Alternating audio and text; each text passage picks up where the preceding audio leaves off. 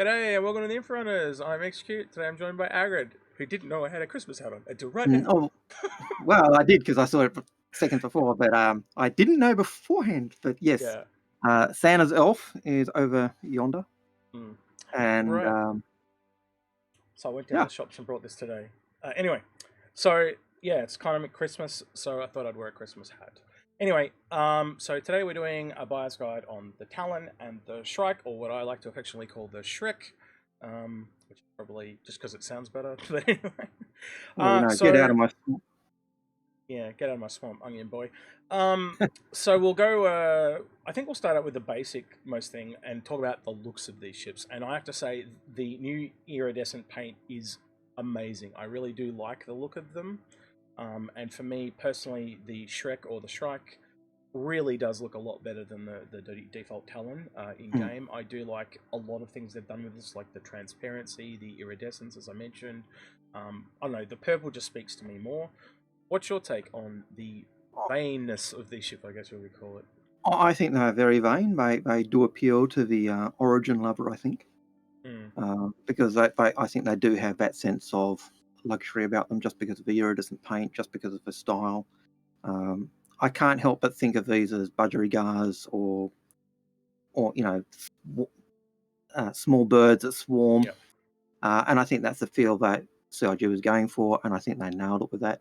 I like the Mm. look of a ship. I like the feel of a ship when you're flying it.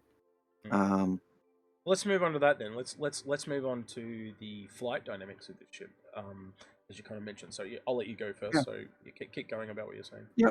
Well, I found the ships very agile. They felt really nice to fly. I know there are problems that people have had with in atmosphere with the power um, working, and I know the workaround is just don't jack up full power straight away. Yeah. I hadn't experienced that.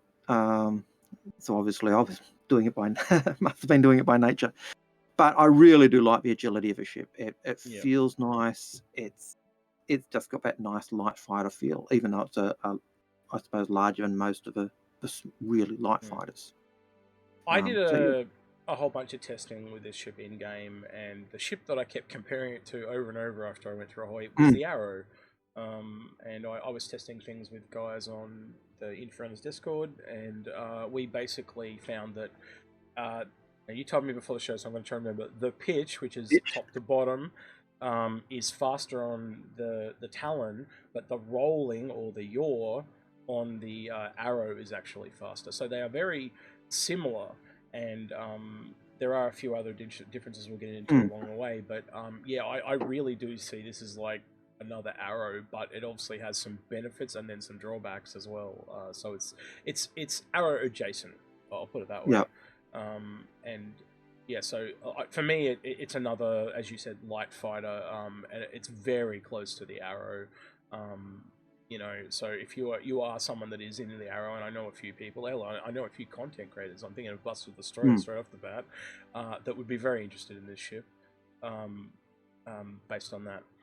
Yeah, I I think think people who like the arrow and the speed of the arrow and that agility and even the weapon load of the arrow will love the Shrike mm, and the Talon, and that probably the biggest issue they've got is just choosing: do I take missiles or do I take direct fire weapons? Whereas on the Arrow, you've got both there available to you. mm. Well, see, Um, you've got less hard points on this, but you've also mm, got more what do you call it?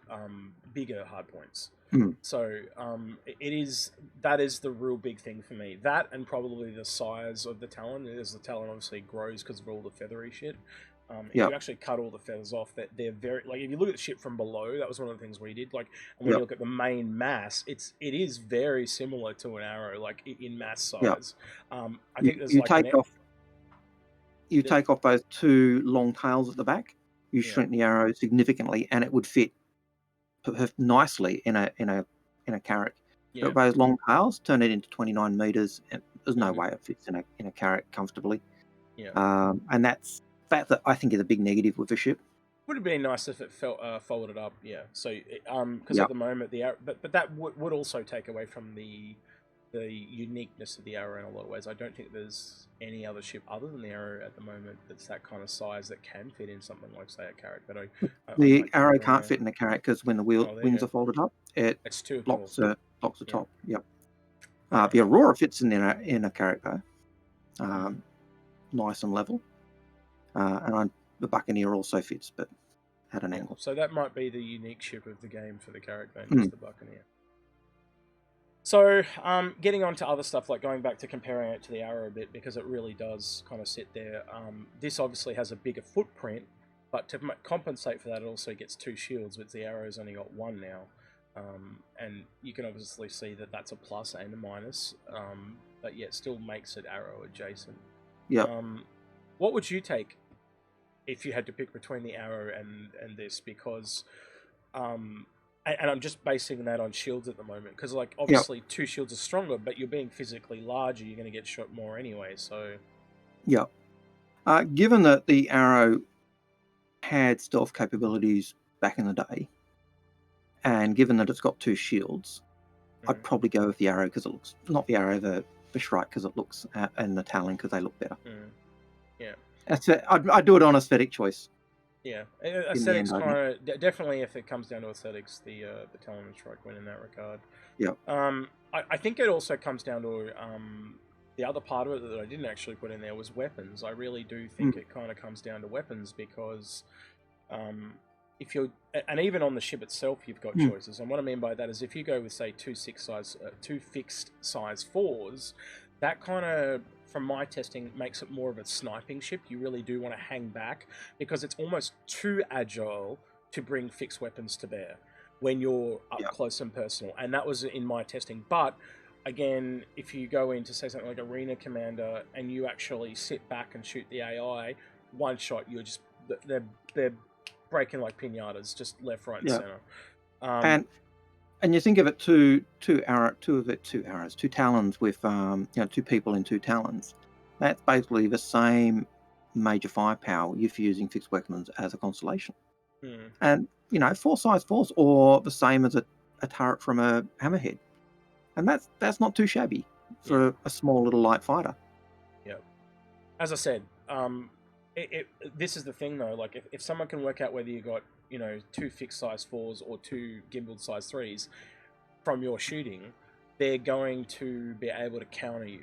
That's the downside to this ship, in my opinion, because if you've got 2 fixed size 4s, they go, ooh, try and get close, it's going to be a lot harder for him to shoot me. But if you've got gimbaled size 3s, they may just try to sit back and kind of snipe you in return, because again, your hits are not going to hit as often, and generally you want faster firing gimbaled weapons as opposed to more sniperish. Like sniperish, you're quite happy to have them fixed and fire slow, because you are trying to get that one perfect hit.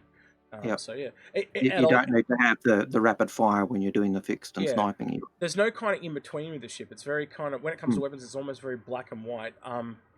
Obviously the grey is the weapons in between that. So something that's like firing, but not super slow. But that comes up to the individual user. Yeah. Do you use the size 4 cannons? Do you use the size 4 repeaters, or do you use size 3 ballistics, or size 3 repeaters, or size 3 cannons? So there's a range of choice you've got.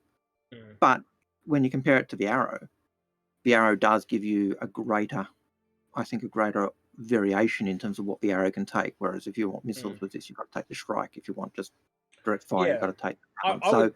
I would say the Arrow sits in the grey, where this sits in the black and white. So that's a really good analogy. So yeah, this ship kind of hits the 2 extremes, and the Arrow kind of sits in the middle. So between the 2 of them, you kind of cover everything. Look, our usual recommendation is don't buy fighters, and I would still stick to that. But even when we do these reviews, we're talking long term, aren't we? We're not just talking. So if you want to get this ship, you get this ship, but have your exit strategy. And the other thing we always say is when we're talking, melt your fighters, we're not just talking long term, but we're also talking value for money, bang for buck. And so if you're not worried about the bang for buck, if you just want a ship to fly and a nice ship to fly, then toss that advice out the window and get the ship you like. And this is a very nice ship, but in terms of bang for buck, in terms of value for money, buy it in game. If that's the case, if you're someone who is limited in your cash and you're looking for value, I really reckon you can do better, especially when you look at the price of this. Because I was looking at the ship upgrade price and the store value of the Talon at the moment, $115. Compare that to a Arrow, $75. That's the thing that kills this against, say, the Arrow. Do I get an Arrow and have $40 left over, or do I buy a Talon? And at that point, even aesthetics doesn't save it. Yeah. In my opinion. The other thing around the price point, you've got other ships there too. You've got things like the Gladius, and only a little bit more again, and you've got things like the Cutlass. So you are, again, fighters lock you into a particular set of gameplay where something like a Cutlass gives you part of that, but it gives you part of something else. So you even look at, just going back on the price of those, the Gladius is $90 and the Cutlass is $100.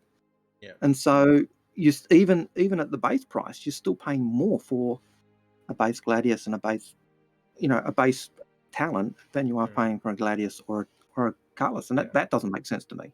Well, yeah, that's what I'm trying to say. You've kind of gone that far, and when you've gone that far, alien tax is obviously a factor here. It's almost wiser to go a bit higher in that regard. So for me, look, like, it's got its place in the game. I can totally see it on release. Right now, it's the hot ticket's the new baby. But in 3 months' time, will people be using it still? I think people will kind of move on personally. But I know a lot of people that pick stuff up in credit and they just try it and then they melt it and move on. So if you're doing that, that's fine. If you've got your exit strategy, that's fine. I do definitely think this ship has a place in the game. For me personally, I didn't pick one up. Agrid, you probably picked up 10. How much did you pick up? No, I actually picked up the pack of 2. So when it was in concept, I managed to get that. And that gave me I think it was 170. Which that pack, for anyone who got it, is actually a bargain now because the ship's worth selling for 115. So but even then I was thinking, is it really worth it? But I've got the Pokemon syndrome, so alas. Right. Is there anything else you want to add on that? Because I think we'll wrap it up here, make it short and sweet. For me, there's not that much more to it. It's a great looking ship. I will definitely fly it in game. I enjoyed flying it in game. Are there better ships than it that are fighters? Absolutely. Is it value for money? If you got it like Agrid did, then yes. But are there better options? Yeah. So for me, it's a great shipping game, but I think for me it's a pass. Agrid? Yeah, and I think if you're looking at the ships like the Gladius, which has I think has a size 4 gun on the nose. I think. Ooh, dear me. But it's got bigger guns. It's got the missiles as well. Yeah. It's a light fighter, and it's cheaper. And so you're probably better off if you're after a light fighter going that route. If you're looking at the price point, or go the Arrow and save $40. But yeah, I do like the ship. I really do like the look. It's got a nice feel, but yeah, value for money, it doesn't have it, unfortunately. Alright, so me and Algrid are going to try and get some more episodes out while he's on school holidays. God, I keep going the wrong way today. While he's on school holidays, so we've got a few shows in the works, so look forward to those over the next month or so. Try and get us through that quiet time that we normally have at the end of the year. Other than that, from the Inforunners, we'd like to wish you and your family a Merry Christmas, and I guess we'll see you next week. Anything else you want to add, Algrid? Yeah, I want to say, don't forget to hit that bell, subscribe, like, leave your comments. We do want to hear what you say. Do you think we're off our rockers? Or are we on the ball? Just be respectful. We do read every comment. We may not respond to every comment, but we do actually read every comment. And if you want to go the extra mile, join us on Discord or join us on Patreon. It's been a while since my phone went off, but there we go. All right. We'll catch you boys. And on that note, we're out of here. Take care.